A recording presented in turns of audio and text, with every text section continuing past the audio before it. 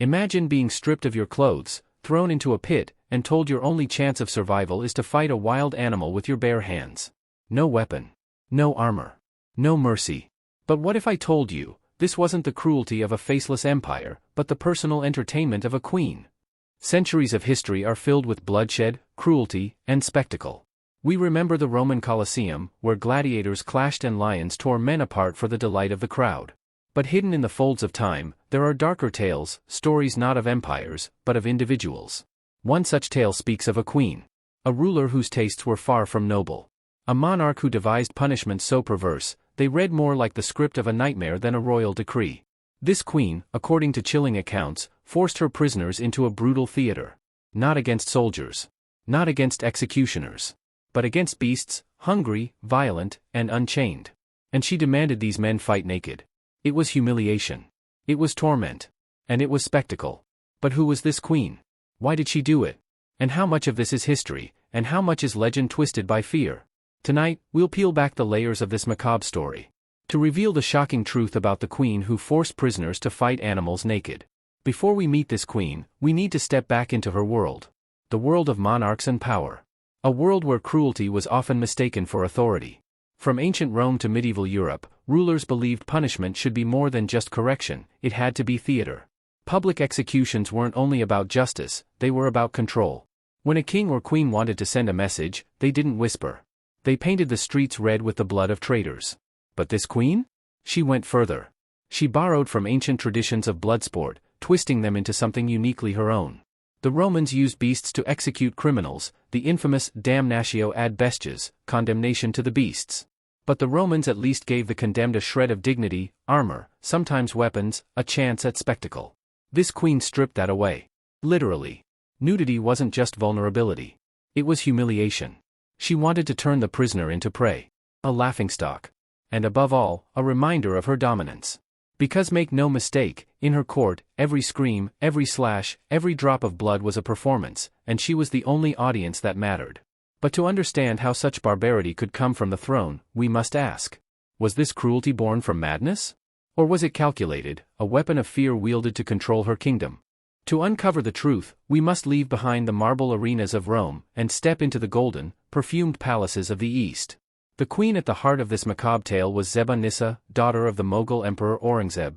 Or, depending on the account you believe, Queen Ranavalona I of Madagascar, a monarch so feared, so drenched in cruelty, that she earned the title, the Mad Queen of Madagascar. History is tricky here. Whispers blur across time. Different cultures tell different stories. But the most consistent and blood-curdling accounts point to Ranavalona. Ranavalona I ruled Madagascar from 1828 to 1861, more than 3 decades of unchallenged, ruthless power. She rose to the throne not through gentle succession, but through a storm of blood. When her husband, King Radama I, died unexpectedly, Ranavalona seized power in a violent coup. Historians describe her coronation as less of a celebration, and more of a slaughter. Nobles who opposed her were executed. Rivals were silenced. Entire families were wiped out in a single night. It was a purge, and it was only the beginning. Ranavalona believed rule was sustained not by love, but by fear. And she wielded fear like a blade. One of her most infamous methods of control was the Tangina ordeal. An ancient, poisonous ritual. Accused of a crime? Suspected of treason? Even if someone whispered your name in suspicion, you could be forced into this trial. The accused would swallow the poisonous Tangina nut. If they vomited it back up, they were declared innocent. If the poison killed them, guilty. Tens of thousands are believed to have died this way during Ranavalona's reign. Some accounts place the number at over 100,000 people. But that was just one cruelty. Because for others, she had something far worse. According to both Malagasy oral tradition and foreign missionary accounts, Ranavalona created punishments that were theatrical, designed to terrify her people into submission. And among them was a nightmare straight out of ancient Rome. Prisoners, sometimes criminals, sometimes simply rivals, sometimes innocents caught in the wrong web, were stripped completely naked. They were thrown into open spaces, pits, or even palace courtyards. And then, the beasts were released. Wild dogs. Predatory birds. Even ferocious cattle or half-starved crocodiles, depending on the location. The condemned were forced to fight, not for glory, not for an audience of cheering crowds, but for the amusement of their queen. Imagine it, the dusty air of Madagascar, heavy with heat. The cries of men begging for mercy. The snapping jaws of animals unleashed. And above them all, the cold gaze of a queen. These were not games. There was no chance of honor, no reward for survival. The stripping of clothing was deliberate. To be naked in that society was not just exposure, it was degradation. The prisoner became less than human. And in their humiliation, Ranavalona reminded her court, "This is what happens when you defy me." The spectacle was intimate, personal. Unlike Rome's grand amphitheaters, these punishments were not for the masses. They were for select witnesses, nobles, soldiers, and servants who carried the tales back into the city, ensuring that fear spread faster than rebellion ever could. Now, skeptics may ask, was this just foreign exaggeration? Did missionaries, horrified by Ranavalona's rule, twist the stories to make her appear monstrous? It's possible.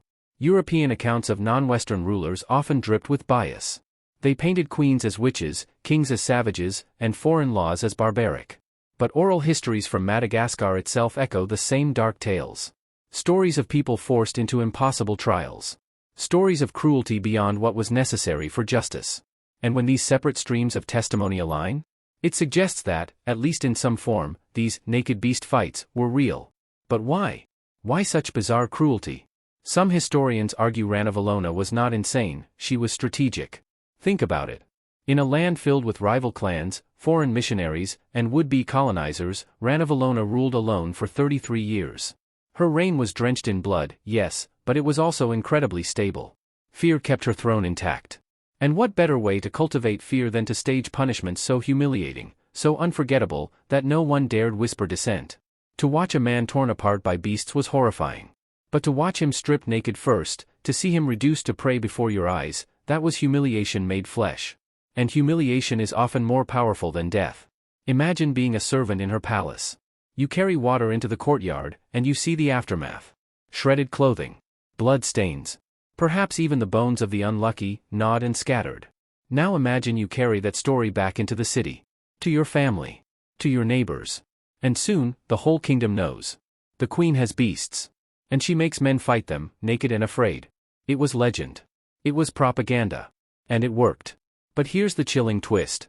As much as Ranavalona thrived on cruelty, some records claim she enjoyed these spectacles personally. That her laughter could be heard echoing over the screams of the condemned. That she treated the suffering of others as theater. If true, then this wasn't just about strategy. It was sadism. And yet, Ranavalona was not toppled. Not assassinated. Not dethroned. She died peacefully in her bed in 1861. After more than 3 decades of terror. By now you've seen the outline of Ranavalona's cruelty. But to truly understand the horror of her reign, we must go closer. Into the shadows of her palace, where whispers become screams, and history bleeds into nightmare. Because it wasn't just executions. It wasn't just political killings. It was humiliation turned into art. Ranavalona's palace in Antananarivo looked majestic from afar, perched high on the hills, overlooking the valleys of Madagascar. But inside, it was said to be a place where laughter and terror lived side by side. Foreign missionaries who lived nearby described nights broken by sudden shrieks, the sound of beasts in frenzy, and then, silence. Servants spoke of prisoners being dragged half alive through the halls, stripped bare, their skin torn from claws or teeth. Their cries echoing off the stone. Imagine being a courtier summoned for dinner, only to pass through courtyards still wet with blood. To serve Ranavalona was to live with constant dread. Because loyalty meant nothing to her. One day you could be seated at her table, and the next, stripped naked and thrown into the dust. Why naked? Why strip her victims? In Malagasy culture, as in many, clothing was dignity. It was status. To be made naked in public was to be shamed, dishonored, erased as a human being. Ranavalona knew this. And she weaponized it. Missionary William Ellis wrote that victims were cast off as beasts themselves, unclothed, exposed, and given to the teeth of creatures. Some were tied down, made utterly defenseless. Others were released into small enclosed spaces with wild dogs, forced to fight back with only their fists, their teeth, their desperation. And the crowd, the select nobles allowed to watch, were told to observe carefully. Because this wasn't just punishment. It was warning. Among the darkest stories were the crocodile trials. Rivers and swamps around the capital were filled with crocodiles. And Ranavalona used them. Prisoners accused of treachery were stripped and forced into the water. Sometimes they were pushed in with spears. Sometimes they were told, if you can cross, you are free. Of course, almost none made it. The splashing drew the reptiles immediately. And the river became a churning feast. For those watching, the message was simple. The queen did not need executioners. Nature itself obeyed her cruelty. Another account, whispered by locals and later reported by missionaries, told of Ranavalona keeping packs of feral dogs within the palace grounds. They were starved for days, then unleashed upon the condemned. The prisoners, naked and terrified, tried to fend them off. Some attempted to run, but there was nowhere to escape. The dogs always won. The spectacle was intimate. There were no thousands of cheering spectators, as in Rome. Only a few witnesses, chosen to ensure the story spread. Imagine the sound of it. Teeth sinking into flesh. Bones cracking. Screams that quickly turned to gurgles. And in the background, a queen's cold, steady gaze. But Ranavalona's cruelty wasn't confined to animals. She had other methods, equally bizarre. One infamous punishment was the death march into the forest. Convicts and prisoners, sometimes numbering in the hundreds, were stripped naked, bound together with rope, and forced to march barefoot across jagged terrain. Many starved. Many collapsed. Those who fell were left to rot, their bodies lining the roads like warning signs. It wasn't quick. It wasn't merciful. It was suffering stretched across days. And always, the nakedness. Always the humiliation. Missionary accounts from the time describe scenes so surreal, they read almost like hallucinations. David Griffiths, who survived years under Ranavalona's rule, wrote of prisoners being mutilated before being thrown to beasts, their ears or noses cut off, their wounds still fresh as animals were unleashed. Another reported seeing children, accused of theft, stripped and lashed until their skin tore, then abandoned for scavenger animals to finish. Were all these stories true? Perhaps some were exaggerated. But even if half were real, the horror is beyond imagining. Why would a ruler create punishment so theatrical? The answer lies in psychology. Ranavalona understood that terror is more powerful when it lingers. A quick execution ends with a body. But a bizarre execution, one that humiliates, degrades, and horrifies, becomes a legend. The man torn apart by dogs naked, lives on in memory. The child dragged to a crocodile pit, becomes a ghost that haunts the people. And fear, once planted, spreads faster than rebellion. Her rule was never about justice. It was about control. It was about reminding her people, you are prey. I am predator. The darkest rumors suggest Ranavalona did not simply tolerate these horrors. She enjoyed them. That she watched intently, smiling, even laughing, as men fought hopelessly against claws and teeth. Some say she toasted with wine as dogs tore flesh. Others claim she rewarded servants who described the executions in gruesome detail. Was this exaggeration? Or did the queen truly find pleasure in the pain of others? We may never know. But the whispers were enough to immortalize her as a queen of blood. Historians estimate that during her 33-year reign, between 50,000 and 100,000 people may have died from executions, forced labor, death marches, and ordeals. That is not just cruelty. That is genocide on a slow, methodical scale. And yet, Ranavalona held her throne unbroken. Fear worked. Today, Madagascar remembers Ranavalona with a mix of fear and fascination. Some see her as a defender of independence. She kept foreign powers at bay, refusing to let Europe colonize Madagascar during her rule. But others remember her as a tyrant. A woman who weaponized humiliation. Who forced men to fight beasts naked, not for justice, not for law, but for her amusement. A queen whose cruelty was so vivid, so surreal, that it lingers in history like a nightmare carved into stone. Up until now, Ranavalona appears like a figure carved from pure nightmare. A queen who laughed as men were stripped, humiliated, and torn apart. A monarch who turned cruelty into theater. But here comes the twist. What if the blood-drenched portrait we see is not the whole truth? What if the monster was partly a mask, painted by those who despised her? Much of what we know about Ranavalona comes from foreign missionaries and European travelers. They described her as savage, brutal, insane. They told stories of naked men fighting animals, rivers of crocodiles, and endless executions.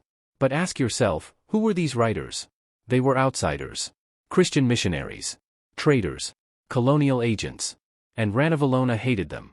She expelled missionaries. She burned Christian texts. She fought against European influence at every turn. So it makes sense that those same missionaries would write about her as a devil queen. Because to them, she was. The pen can be sharper than any blade. And in the 1800s, Europe loved tales of savage rulers in distant lands. So every cruelty, every horror, was magnified. And Ranavalona became legend. Now here's a revelation. During Ranavalona's reign, Madagascar was never colonized. While the rest of Africa fell under European control, Madagascar remained free. Why? Because Ranavalona refused to bow. She resisted treaties. She rejected European civilizers. She held her island against the tide of empire. So while she may have been cruel, her cruelty bought independence. Some historians argue that without her iron-fisted rule, Madagascar would have been swallowed whole by colonizers decades earlier. So the question becomes, was she a monster? Or was she a necessary evil? Even if some stories were exaggerated, one truth remains: Ranavalona ruled by fear. Whether she really forced prisoners to fight animals naked in every case, or whether this was one nightmare account blown larger by rumor, it doesn't matter. Because the fear of it was real. The whisper was enough. If you lived in her kingdom, you believed it. You believed the queen had beasts in her palace. You believed that defiance could strip you bare and throw you into their jaws. And fear was the sharpest tool she had. History is often shaped not just by what happened, but by what people say happened. Did every condemned man face crocodiles? No. Did every prisoner fight dogs naked? Probably not. But enough stories spread. Enough witnesses swore it was true. Enough survivors carried their scars. And so the myth became the truth. Ranavalona may not have needed to stage 100 spectacles. She may only have needed a handful. Because once the legend was born, it lived on its own. Here's where the mystery deepens. While European accounts call her the Mad Queen, Malagasy traditions are more divided. Some oral histories remember her cruelty vividly. But others paint her as a fierce protector, a ruler who defended the island from outsiders, who held the throne when no one else could. To some, she is a monster. To others, she is a shield. So which is she? Both? Neither? Or is the truth buried somewhere in between? One final revelation lies in how Ranavalona died. She was never overthrown. She was never assassinated. She died in her bed, in her palace, at the age of 83. After 33 years of terror. Think about that. How many cruel rulers meet such an end? Most are toppled. Most are killed. But not her. Her people were too afraid to rise. Her enemies too divided. Her legend too strong. So whether she truly forced naked men to fight animals, or whether that was only partly true, the result was the same. Her people believed it. And belief is power. And so the shocking truth is this. The story of Ranavalona may never be fully untangled. She may have been a sadist, laughing at naked men torn apart by beasts. Or she may have been a strategist, letting rumors grow to terrify her subjects and repel invaders. Perhaps she was both. But either way, history remembers her as a queen of blood. A woman who ruled by turning punishment into theater. A monarch whose cruelty still echoes 2 centuries later. And whether the stories are fact, myth, or something in between, they still hold power. Because sometimes, the fear of what might have happened is worse than the truth. So what do we make of her? Ranavalona. The queen who ruled through fear, humiliation, and death. Was she a monster? Or was she a woman trapped in a world where mercy meant weakness, and weakness meant extinction? History cannot answer. It gives us fragments. Missionary accounts dripping with horror. Oral tales laced with both fear and reluctant admiration. A picture painted in blood and shadow. But one truth remains undeniable. Ranavalona ruled. And she ruled long. When we think of power, we imagine armies, wealth, diplomacy. But Ranavalona proved something darker. Fear alone can sustain a throne. Her people whispered of the crocodile pits. They told tales of the naked hunts. They passed down stories of beasts tearing men apart while the queen watched. And whether every tale was true or not, they were believed. And belief kept her untouchable. Even now, more than 150 years after her death, her name carries a chill. Madagascar remembers her as a paradox, a protector and a tyrant. Europe remembers her as a villainous queen, soaked in blood. And we, today, remember her as a story. A story so bizarre, so grotesque, that it lingers like a nightmare we're not sure we actually dreamed. That is the true power of cruelty. It echoes. It outlives the body. It becomes myth. But here's the unsettling part. Ranavalona may seem distant, a relic of a savage past. Yet even now, in our modern world, rulers use humiliation, terror, and spectacle to control their people. The stage is different. The audience is global. But the weapon remains the same. Fear. So when we hear of Ranavalona forcing prisoners to fight beasts naked, it's not just an old horror. It's a mirror. Showing us what power looks like when it abandons humanity. Close your eyes. Picture it. A courtyard, silent but for the growl of hungry dogs. A man, stripped bare, trembling in the dust. A queen, seated above, her eyes unblinking, her lips curling with the faintest smile. The man knows he is already dead. The dogs know he is prey. And the queen knows, her throne is safe for another day. This is not just history. This is power at its most raw. Its most terrifying. The Romans made death a spectacle. But this queen made humiliation the stage. And that, perhaps, is the darkest cruelty of all.